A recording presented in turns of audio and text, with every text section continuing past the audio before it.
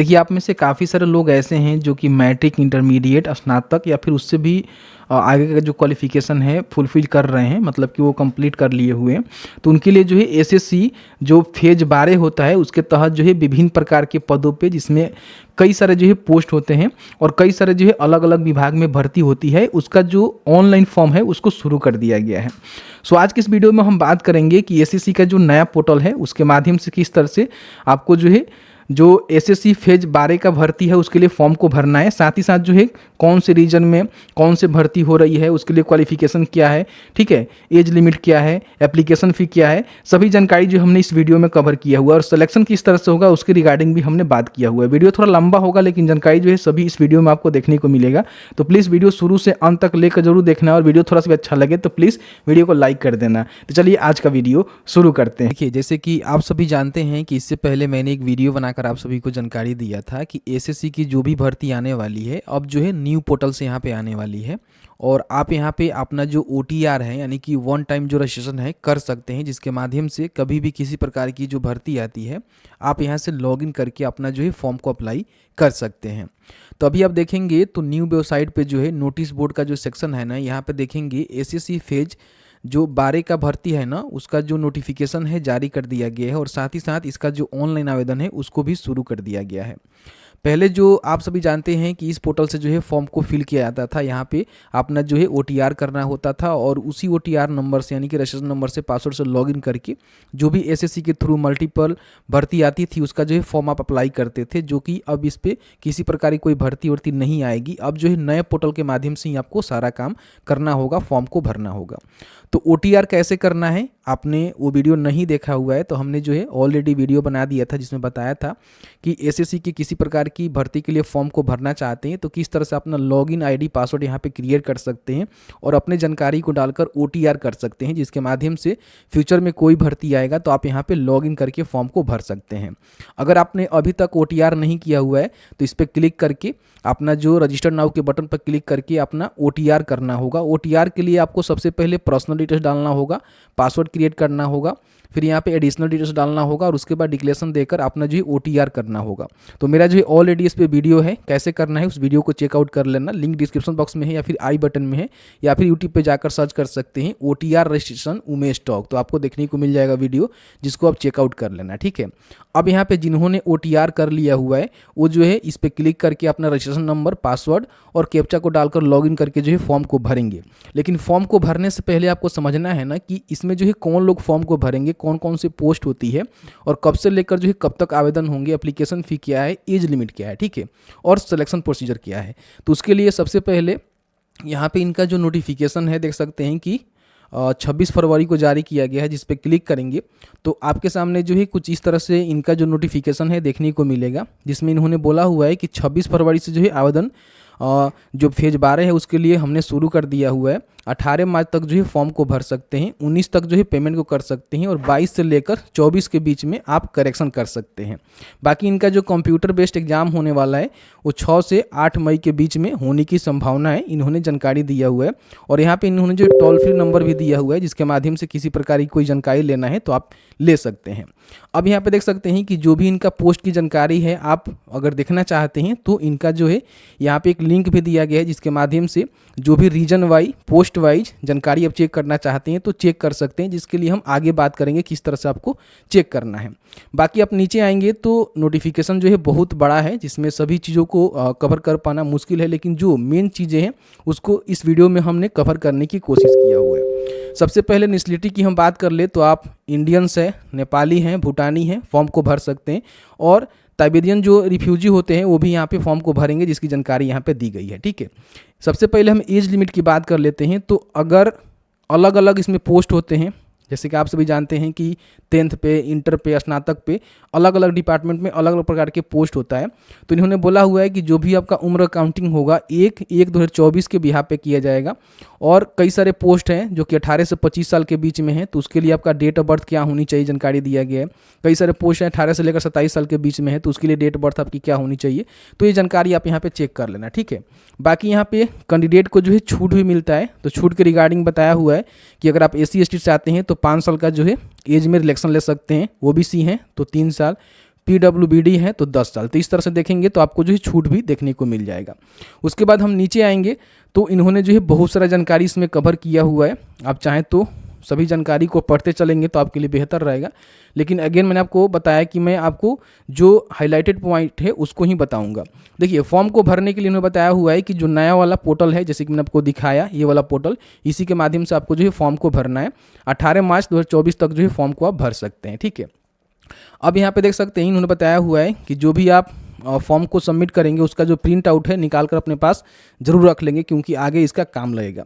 Application fee की हम बात करें तो आपको जो है 100 रुपये का पेमेंट करना है। हालांकि जो यहाँ पे SC ST हैं, ठीक है, या फिर कोई महिला है या फिर कोई विकलांग है, एक सर्विसमैन है, तो उनको जो है फी यहाँ पे माफ़ कर दिया गया है। उनको जो है किसी प्रकार की पेमेंट नहीं करना है। केवल जो जनरल होते हैं, OBC होते हैं, उनको ही यहाँ पे 100 रुपये का पेमेंट करना होगा। ठीक है, बाकी यहाँ पे आप जो है 19/3/2024 तक जो है फॉर्म को पेमेंट कर सकते हैं, और बैंक का जो चार्ज होता है आपको एक्स्ट्रा अपने हिसाब से देना होगा। बाकी नीचे आएंगे तो इनका जो एग्ज़ाम सेंटर रहेगा उसकी भी जानकारी दिया गया है कि कौन सा रीजन में, कौन से स्टेट के अंतर्गत जो है क्या एग्जामिनेशन सेंटर रहेंगे, कोड क्या रहेगा उसका, और उसका प्रॉपर एड्रेस क्या रहेगा।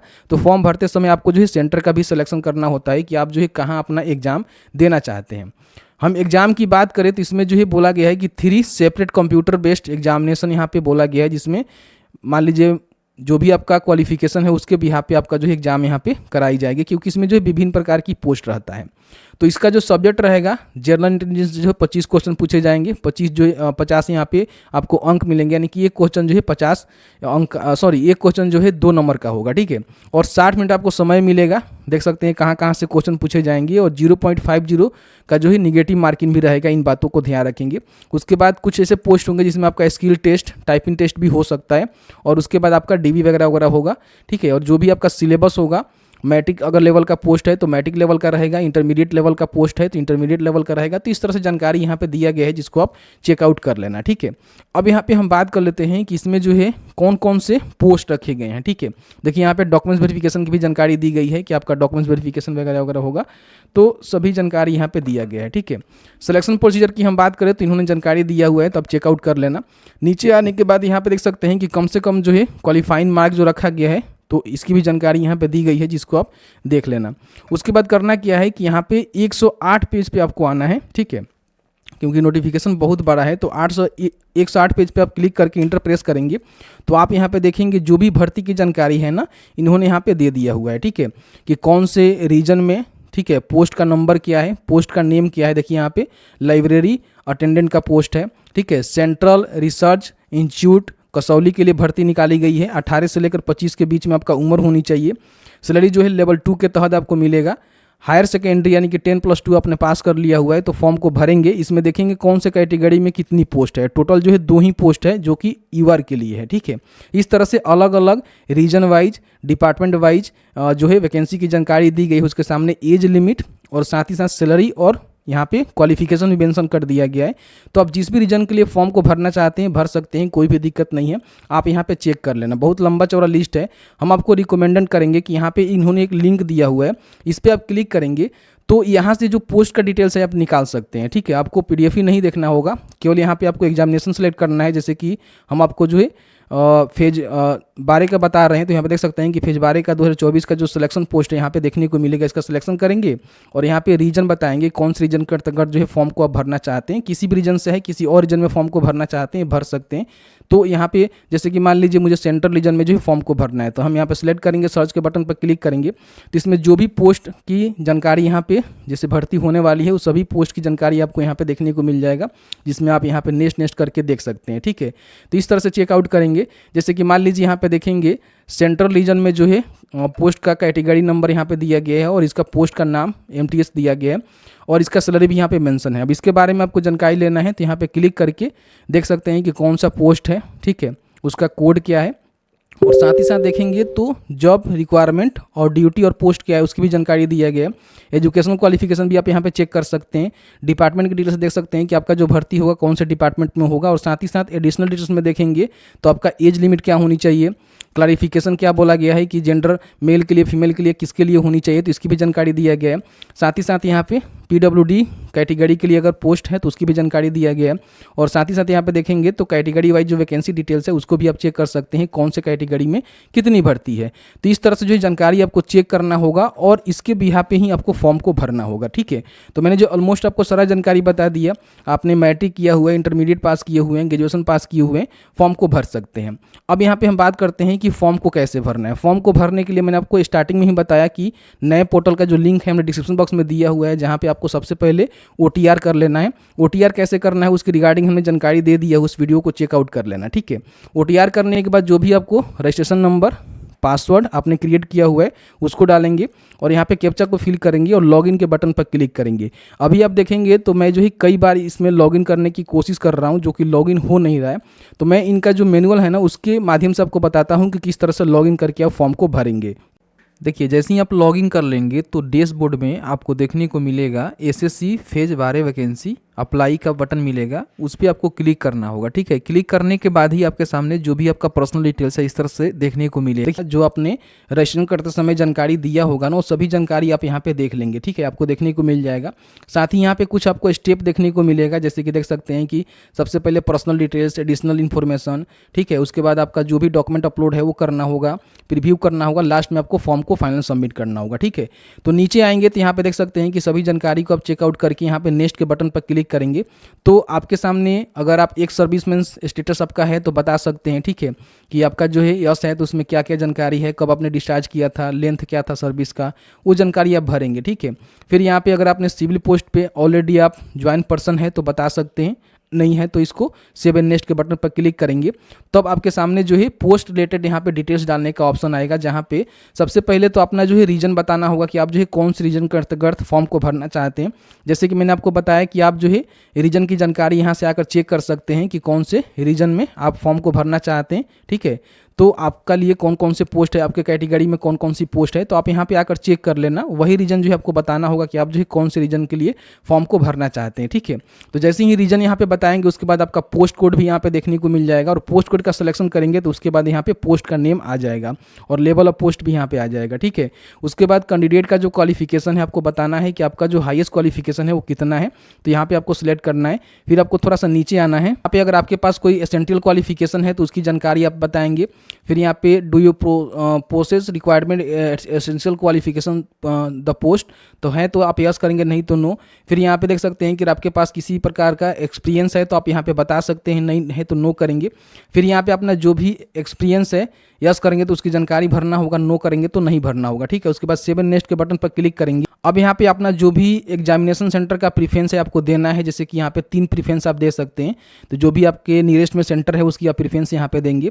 फिर यहाँ पे देख सकते हैं कि अगर आप विकलांग है तो यस करेंगे 40% से एबव, तो यहाँ पे बताएंगे। फिर यहाँ पे बोल रहा है कि इस तरह से अगर विकलांग है तो बताएंगे किस प्रकार के विकलांग है। फिर यहाँ पे देख सकते हैं कि किसी प्रकार की फिजिकल लिमिटेशन आपके मतलब कंडीशन में है तो आप बता सकते हैं, नहीं तो नो करेंगे और उसके बाद नीचे आएंगे।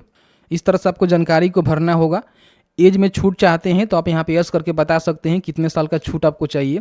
फिर यहाँ पे मीडियम ऑफ स्किल टेस्ट आप किसका देना चाहते हैं, किस में देना चाहते हैं, फिर उसको कंफर्म करेंगे और सेव एंड नेक्स्ट के बटन पर क्लिक करेंगे। तो यहाँ पे जो है डॉक्यूमेंट आपको अपलोड करना होगा, जिसमें जो है अपना जो लाइव फोटो है वो क्लिक करके यहाँ पे अपलोड करना होगा और फिर यहाँ पे अपना जो है सिग्नेचर को अपलोड करना होगा, ठीक है। तो यहाँ पे अपना लाइव फोटो जो भी आपके कैमरा है उससे आप यहाँ पे लाइव फोटो को क्लिक करके अपलोड कर देना। फिर यहाँ पे अपना जो है सिग्नेचर को अपलोड करना और सेव एंड नेक्स्ट के बटन पर क्लिक करना। तो अपलोड करते समय ध्यान रखिएगा कि आपका जो है सिंगल बैकग्राउंड होना चाहिए और इस तरह से होना चाहिए।